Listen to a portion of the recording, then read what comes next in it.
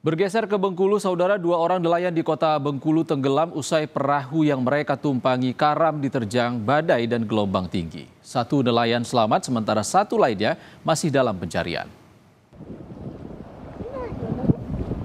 Tenggelamnya dua orang nelayan yang mencari ikan di perairan pantai Pasir Putih terjadi akibat cuaca buruk.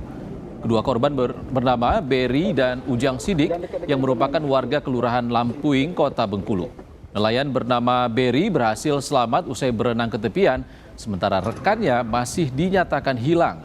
Kondisi cuaca yang buruk membuat tim SAR gabungan cukup kesulitan menyisir lokasi sekitar korban dinyatakan hilang. Hingga saat ini nelayan berusia 60 tahun itu masih dalam pencarian.